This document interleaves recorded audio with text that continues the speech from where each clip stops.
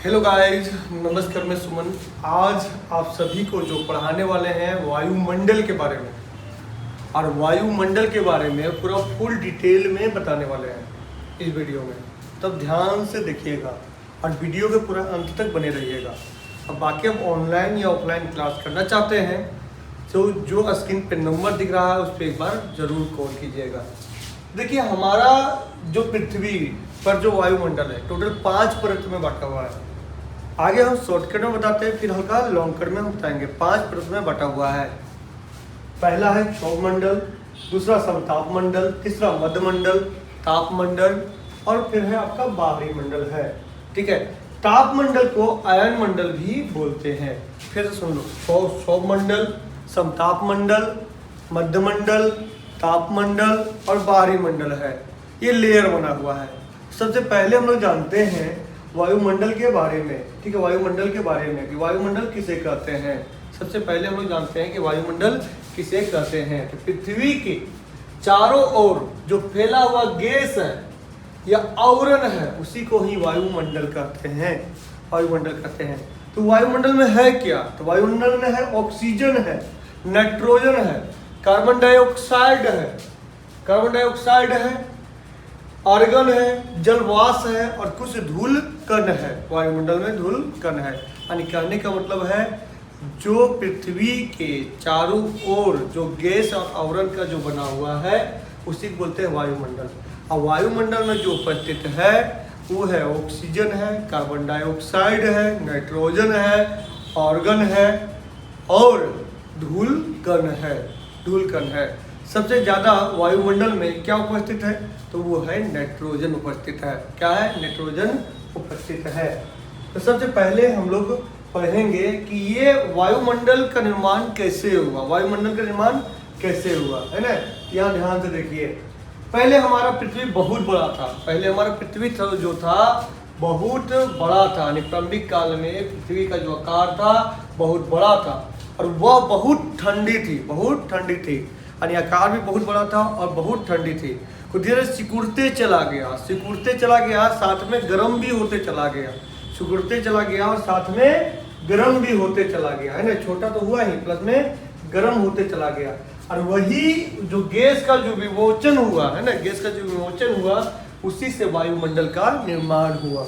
और वायुमंडल का जो निर्माण तो हुआ तो टोटल कितने परत में? 5 परत में। हम बता दिए, क्षोभ मंडल, समताप मंडल, मध्यमंडल, तापमंडल और बाहरी मंडल। फिर क्षोभ मंडल, समताप मंडल, मध्यमंडल, तापमंडल और बाहरी मंडल, ये पांचों। और पांचों में ज्यादा कुछ पढ़ना नहीं है, नॉर्मली तरीका से हम समझाएंगे, उतना से ही आपको समझ में आ जाएगा। ठीक है, उतने से ही समझ में आ जाएगा। पहला जो वायुमंडल में पाया जाता है तो देखिए, ऑक्सीजन जो है ना जीवनदायी होती है ना। ऑक्सीजन लोग जानते हैं जीवन के लिए सबसे महत्वपूर्ण ये है, वो पाया जाता है आपका वायुमंडल में। वायुमंडल में ओजोन परत पाया जाता है जो वैश्विक किरण को रोकता है पृथ्वी पर आने का। वहाँ वायुमंडल नहीं रहता और सूर्य किरण डायरेक्ट हमारे शरीर पे पड़ता तो हमारा शरीर जल जाता। इसलिए वायुमंडल होना चाहिए, पूरा कंबल का रूप में काम करता है। ठीक है, वायुमंडल पृथ्वी की कोई भी प्रकृति या कृत्रिम जो प्रभाव से हम लोग को बचाता है। कौन? वायुमंडल बचाता है।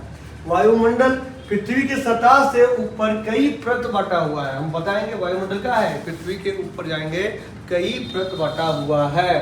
परत ये जो बांटा हुआ है तापमान के आधार पर बांटा हुआ है। किसे? तापमान के आधार पे बना हुआ है।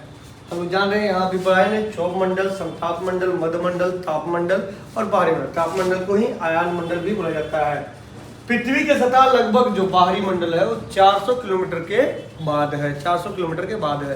कहीं ये 500 किलोमीटर भी दिल रहेगा तो उससे कंफ्यूज नहीं हो जाएगा, है ना। यानी उससे ऊपर है बाहरी मंडल और बाहरी मंडल के बाद आ जाता है अंतरिक्ष आ जाता है। क्या आ जाता है? अंतरिक्ष आ जाता है। तो हल्का एक बार हम लोग पढ़ते हैं कि सबका रोल क्या है। क्षोभ मंडल का रोल क्या है, समताप मंडल का है और आयन मंडल का है। सबसे पहले हम यहाँ आते हैं, सबसे पहला चित्र में, ये चित्र में जो पहले हम दिखाए थे, तो जो हमारे पृथ्वी पर पेड़ पौधा, पहाड़ पर्वत है ना, पहाड़ पर्वत जिस पे हम लोग रहते हैं वो है क्षोभ मंडल। क्या है? क्षोभ मंडल। और क्षोभ मंडल के जो औसत ऊंचाई है ना वो 18 किलोमीटर तक है, 18। ऐसे 10 किलोमीटर तक होता है तो विषुवत रेखा पे 18 किलोमीटर होता है। विषुवत रेखा कितना होता है? 18 किलोमीटर होता है ना, 8 से 18 किलोमीटर तक होता है क्षोभ मंडल। और क्षोभ मंडल में ही धूलकण होता है, क्षोभ मंडल में ही बादल होता रहता है, क्षोभ मंडल में ही आप देखते होंगे इंद्रधनुष का जो ये होता है रंग, इंद्रधनुष का 7 रंग का, वो भी सारा क्षोभ मंडल में ही होता है। क्षोभ मंडल में ही मौसम परिवर्तन होता है, क्षोभ मंडल में ही आंधी तूफान आता है, क्षोभ मंडल में ही बारिश होता है, क्षोभ मंडल में ही धूलकण वगैरह रहता है। ठीक है, क्षोभ मंडल में, ठीक है, क्षोभ मंडल में हम लोग भी रहते हैं। यानी बारिश वगैरह हो गया, आंधी तूफान हो गया, या बिजली कड़कना हो गया, या इंद्रधनुष हो गया, ये सारा किस मंडल पर होता है, घटित होता है बाबू? तो क्षोभ मंडल में होता है ना, बोलते हैं ट्रोपोस्फेयर बोलते हैं, यानी क्षोभ मंडल में ये सारा घटनाएं घटता है।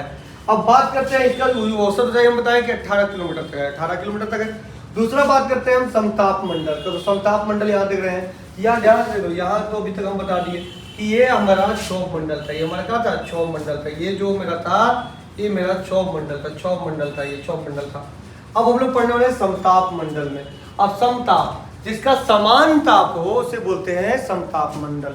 यानी समताप मंडल में क्या है, तापमान जो है वो समान है, और तापमान समान होने के कारण यहाँ मौसम परिवर्तन नहीं होता है, और ना ही यहाँ धूलकण होता है, ना ही यहाँ बादल रहती है, ना ही यहाँ बिजली कड़कती है, ना ही यहाँ आंधी तूफान आता है। समताप मंडल है पूरा शांत है, समताप मंडल का है पूरा शांत है, और इसी कारण एरोप्लेन उड़ाने के लिए सबसे सेफ स्थान है। एरोप्लेन उड़ाने के लिए सबसे, कभी बोलेगा कि हवाई जहाज कौन सा मंडल में उड़ाया जाता है? समताप मंडल में। कौन सा मंडल? समताप। समताप मंडल है 18 किलोमीटर से 50 किलोमीटर के बीच में है, 18 किलोमीटर से 50 किलोमीटर के बीच में है समताप मंडल। समताप मंडल में एक परत पाया जाता है जिसको बोलते हैं ओजन परत बोलते हैं, ओजन लेयर बोलते हैं या ओजन परत बोलते हैं, जो व्हाइट टाइप का आपको दिख रहा है यहाँ व्हाइट टाइप का दिख रहा है, ये ओजन परत है, ओजन परत। बोलिए सर ओजन परत के क्या काम है?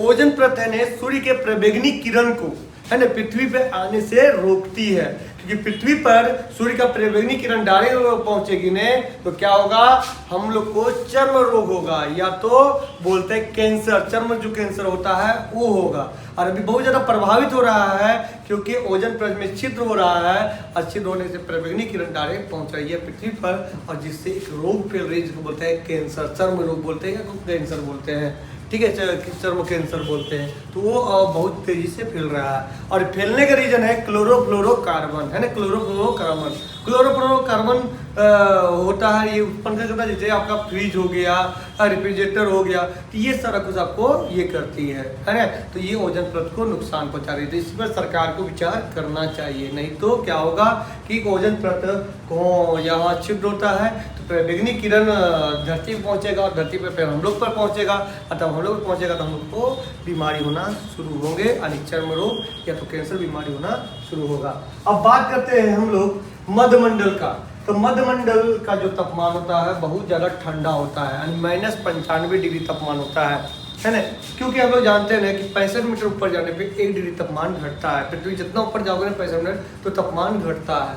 तो हम बोले कि यहाँ जो मध्यमंडल में है, तो मध्यमंडल में -95 डिग्री है ना, -95 डिग्री तापमान हो जाता है, और -95 डिग्री तब तापमान हो जाता है आपका मध्यमंडल में, है ना, पूरा ठंडा हो जाता है। अब बताओ उल्का पिंड ऊपर से लहरते हुए आता है, लहरते हुए आता है, तापमंडल में आता है और लहर जाता है। अब यहाँ अचानक एक ठंडा में आएगा तो क्या होगा, वो तो नष्ट होना शुरू होगा नहीं। तो जो उल्का पिंड वगैरह है ना, समताप आपका मध्यमंडल में ही नष्ट होता है। जितना भी उल्का पिंड तारा से टूटा हुआ जो भाग गिरता है तो वो सारा नष्ट हो जाता है। किसमें नष्ट हो जाता है? मध्यमंडल में। कभी बोलेगा कि उल्का पिंड वगैरह कहाँ नष्ट हो जाता है, तो मध्यमंडल में, और मध्यमंडल का तापमान सबसे कम रहता है, -95 डिग्री रहता है, -95 डिग्री रहता है, और यहाँ पूरा नष्ट हो जाता है। जो भी आता है उधर लहरते हुए जो उल्का पिंड वो यहाँ नष्ट हो जाता है, क्योंकि उधर लहरते आ रहा अचानक ठंडा पे पड़ने के कारण वो नष्ट हो जाता है।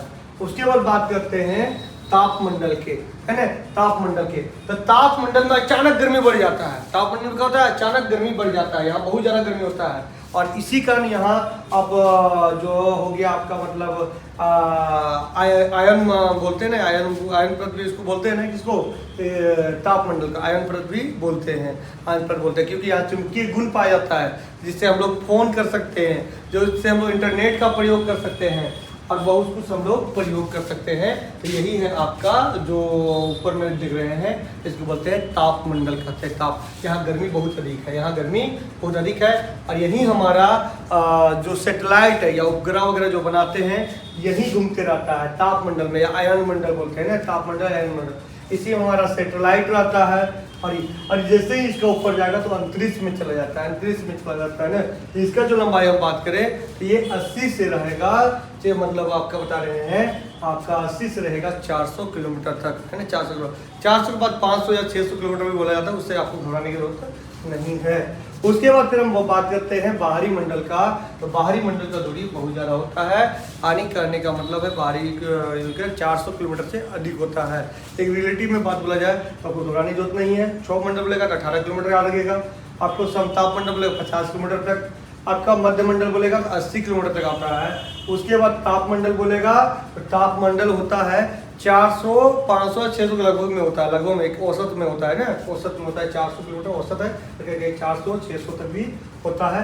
और अगर बाहरी मंडल की बात करें 600 से 10,000 किलोमीटर तक होता है, 600 से 10,000 किलोमीटर तक होता है। बाहरी मंडल में आपका हाइड्रोजन और हीलियम ज़्यादा है, हाइड्रोजन और हीलियम जाता है, इसके बाद अंतरिक्ष में पहुंच जाते हैं। तो ये हमारा था वायुमंडल। चलिए जल्दी से कमेंट करें कि आपको कैसा समझ में आया, और समझ में नहीं आया होगा तो एक दो बार फिर से समझिएगा, क्योंकि कुछ नहीं, वायुमंडल का पाँच परत होता है। पहला क्षोभ मंडल, दूसरा समताप मंडल, तीसरा मध्य मंडल, चौथा की बात करें हम तो हो जाएगा आपका तापमंडल हो जाएगा, और पंचवा हो जाएगा बाहरी मंडल हो जाएगा। इतना ही याद रखना है। चलिए फ्रेंड, धन्यवाद, फिर मिलते हैं अगला वीडियो में।